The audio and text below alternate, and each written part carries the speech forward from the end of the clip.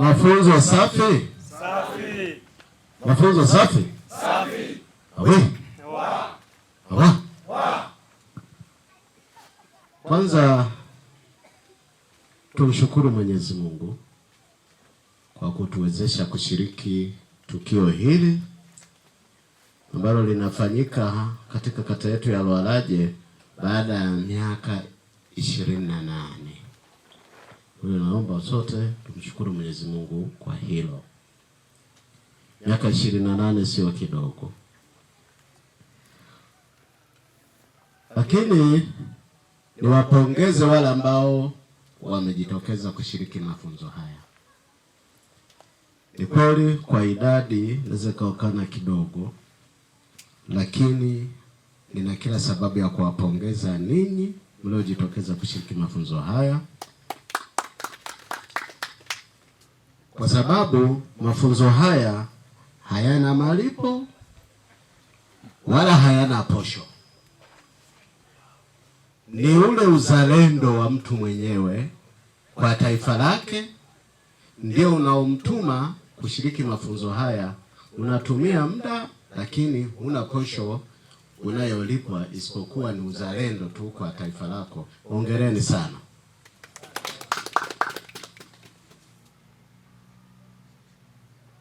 Nimepata taarifa hapa kwamba mlianza mpaka saizi mko 117. Kwa idadi ya walioko leo 65, manake kuna watu 53 hawapo.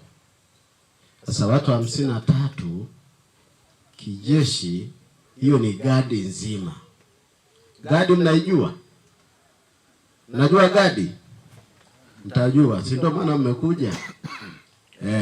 Yaani hao ni wengine karibu na idadi yenu hii, kwa sababu hapa mko 65. Watu 52 wanakaribia idadi yenu hii. Kwa maana hata mtakapokuwa mnahitimu mtakuja kufundishwa gadi inaundwa na watu wangapi, mtakuwa na gadi ngapi, mtakuja kujua hapo baadaye. Lakini ninachotaka kusema ni nini hapa? Niwaombe na niwatake wale ambao wamejitokeza kushiriki mafunzo haya washiriki kikamilifu, kwa sababu hii miezi iliyotajwa hapa mpaka kufika mwezi wa 11 sio kipindi kirefu, lakini kila siku ina mambo yake ambayo yamepangwa mpaka siku ya kuhitimu. Sasa hii njoo leo, kesho haupo, kesho kutwa umekuja na mtondogoo haupo, utaondoka hapa umepikwa lakini hukuiva. Matokeo ya kutokuiva ni kwenda kufanya ndivyo sivyo wakati wa utendaji. Haya mafunzo, tena nirekebishe, tuache kwa tunaita ya mafunzo ya mgambo. Haya sio mafunzo ya mgambo, ni mafunzo ya jeshi la akiba. Sawa? Ni mafunzo ya jeshi la akiba. Tunayaita mafunzo ya jeshi la akiba hata kama mkiangalia aina ya syllabus mtakaofundishwa, yale masomo yalivyogawanywa, mtafundishwa na vyombo vyetu vyote vya ulinzi na usalama. Sasa vyombo viko vingi, lakini ninyi ni hawa. Manake mnatarajiwa kwamba yale majukumu ambayo yangefanywa na vyombo hivi, ninyi mtakuja kuyafanya kwenye maeneo yenu, kuyafanya kwenye kata ya Lualaje. Ndio maana kuna umuhimu wa kuwa makini, kwa sababu baada ya hapa mna majukumu ya kwenda kutekeleza kutokana na yale ambayo mtakuwa mmefundishwa. Lakini pia mnatakiwa jinsi mlivyokuja na mpaka mnafika mwisho muondoke mmebadilika. Mimi nilitamani, pamoja na jiografia kuwa ngumu, nilitamani mafunzo haya yajumuishe angalau vitongoji vyote, ili tunaposhusha chini angalau kila kitongoji awepo mtu. Sasa Mheshimiwa Diwani na mtendaji, nyie ndo mnaosimamia kamati ya maendeleo ya kata. Wewe ukiwa mwenyekiti, mtendaji ni katibu wako. Hebu muangalie namna inayowezekana ya kuwapata angalau tupate vijana hata wanne kwa uchache, kwa maeneo ya mbali. Tupate vijana 4 wawakilishe. Mafunzo haya ndugu yangu hayarudi tena. Ukisikia kwamba ni mafunzo ya 30, kama kwa mwaka mmoja tunafundisha kata moja, tunazo kata 20. Manake baada ya mafunzo haya kwa utaratibu huu tutarudi hapa baada ya miaka 20. Sasa kipindi hiki ambacho tumepata, hii ni fursa. Kwanza mliomba, tuone dhamira ya kuomba kwamba kweli watu walihitaji. Kwa hiyo kama kuna wale wa mbali, tuone namna gani ya kusaidiana. Ni muda mfupi sana, kipindi hiki ni cha mavuno. Kama tunaweza tukaleta watoto shuleni, wakala shuleni, kwa nini hata hawa hatuwezi kuwatengeneza mazingira mazuri? Angalau 4 na viongozi wa vijiji, mnajua hili jukumu, watawasaidia katika shughuli zenu za ulinzi kwenye maeneo yenu. Naamini viongozi wa vijiji na vitongoji mpo. Kwa hiyo nikisema vijiji, maana na kwenye vijiji kuna vitongoji. Kwa hiyo mtakwenda mnagawana hivyo hivyo, muone namna nzuri ya kulitekeleza hili, kuwe na uwakilishi mzuri. Lakini ni ukweli ulio wazi kwamba hata hawa waliojitokeza kuna kitu wamejinyima, kwa sababu tukiangalia mazingira ya kwetu, hasa kijiji hiki ninavyokifahamu, kiangazi hiki ni kipindi cha kukimbizana na bodaboda, watu wanakimbizana na mitumba ya tumbaku, watu wanakimbizana na biashara ya mazao.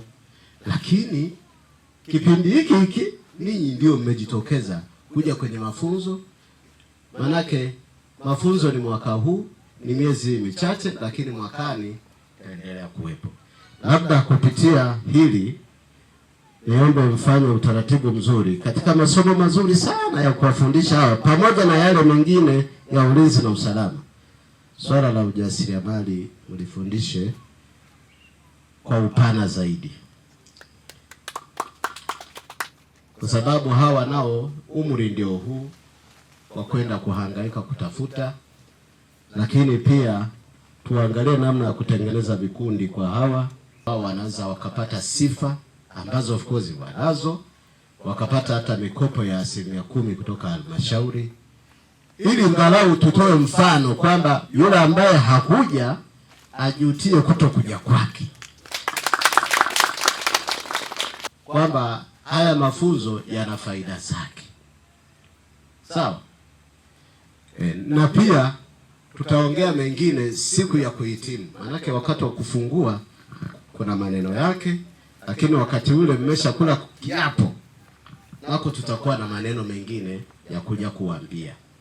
Lakini mimi niwatie moyo kwamba uamuzi mliofanya ni uamuzi sahihi wa kuja kujiunga kwenye mafunzo ya Jeshi la Akiba.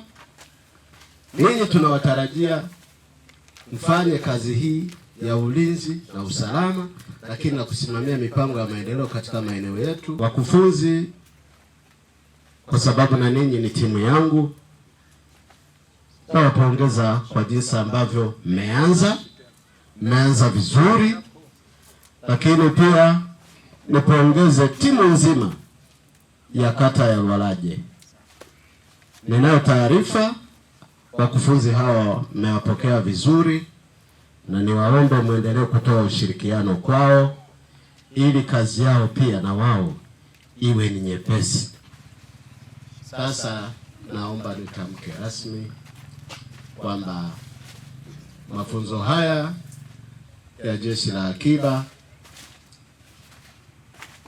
awamu hii ya 30 nimeyafungua rasmi. Asanteni kwa kunisikiliza, nawatakia mafunzo mema. Kwenye idadi ambayo tunayo sisi ni wanafunzi 117 ambao wameshafika hapa wakahudhuria, na kwa namna nyingine ama ni watoro au wengine wagonjwa kwa leo hawajafika, lakini idadi yao jumla ni 117, ikiwa na wa kiume 113 na wa kike 4.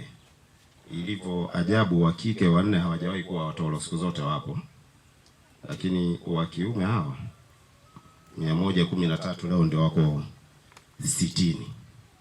Kwa hiyo tujione sisi wenyewe ambao ni vijana wa kiume wenye nguvu, ambao tunahitajika zaidi kwenye kulinda taifa letu, tunahitajika zaidi kwenye majukumu mengi, lakini tumekuwa wengi tunakimbia baada ya kuanza mafunzo. Mheshimiwa mgeni rasmi, kwenye mafunzo haya hali yetu ya kambi iko shwari. Ushirikiano kati ya uongozi wa kata na wakufunzi ni wa kuridhisha, na mpaka kufika leo tarehe 30 haya mafunzo yako wiki ya 4, na wanafunzi wanaendelea kupatiwa mafunzo kwa mujibu wa sirabi na ratiba ya mafunzo inayotoka Jeshi la Akiba mkoa. Masomo yanayotarajiwa kufundishwa ni ifuatavyo: kuna kwata ambao wanaendelea kujifunza mpaka sasa hivi na kidogo wameonyesha walipofikia hapo. Kuna silaha ndogo ndogo, lakini kuna milipuko, kuna mbinu za kivita, kuna ujanja wa polini, kuna usomaji wa ramani, uhandisi wa medani, shabaha, utimamu wa mwili na somo la uraia lenye vipindi vya usalama vya kiusalama ambavyo ni usalama wa raia. Hili litafundishwa na nadhani linaendelea kufundishwa na wenzetu kutoka polisi, na nisisitize tu kwa wanafunzi, ukianza mafunzo alafu kaacha, kuna vitu unakuwa umeshavichukua kutoka kwetu. Sisi hatuliziki kukuacha mitaani. Narudia, ukianza mafunzo kaja hapa uwanjani ukafanya mafunzo alafu ukatoroka ukaendelea kutembea mitaani, sisi haturidhiki, kwa sababu kuna vitu vyetu sisi umeshachukua. Sasa umechukua hujamalizia ili uwe na nidhamu ya kuvitunza. Kwa hiyo haturidhiki. Kama haturidhiki, maana yake wageni wale walioanza na walikuja hapa warudi, kwa sababu hatufurahi sisi kuwafuata, kwa sababu ulikuja wewe ni wa kwetu, tutakutafuta hata tukishtaki. Kwa wageni wale ambao walikuwa wanakuja wameamua kwamba sasa hivi wapumzike tu kwa sababu ambazo hazina msingi, warudi waje waendelee wamalizie kiporo, kwa sababu tayari wanavyo vitu ambavyo sisi tumewapa. Polisikata yuko hapa amewapa kama anafundisha. Sasa baadhi hujamalizia na hujaapishwa ili uonekane sasa wewe ni mwenzetu, alafu umekimbia. Sisi tunaamini kwamba kuna vitu vyetu unatakiwa urudi ili umalizie. Kwa hiyo nitoe rai wale ambao wanatoroka warudi waje wafanye mafunzo. Napenda kutoa pongezi kwa waandaaji wa mafunzo haya kwa kuona muhimu na kuendelea kujenga uwezo wa vijana wetu katika masuala ya ulinzi, usalama, uzalendo na nidhamu. Taifa lolote lenye vijana wenye maadili, nidhamu na moyo wa kujitolea huwa na misingi imara kwa maendeleo. Kwa washiriki wote nawapongeza kwa kujitokeza. Hatua yenu inaonyesha mko tayari kutumikia taifa na jamii kwa moyo wa kujituma. Mafunzo haya yasiwe tu kupata cheti pekee, bali yawe mwanzo wa kuwa mfano wa uadilifu, uwajibikaji, uzalendo na ushirikiano katika maeneo mnayotoka. Ndugu zangu, amani na usalama ni wajibu wa kila mwananchi. Mgambo ni sehemu ya kushirikiana na vyombo vya dola katika kulinda usalama wa wananchi na mali zao, pamoja na kusaidia wakati wa majanga na shughuli mbalimbali za maendeleo.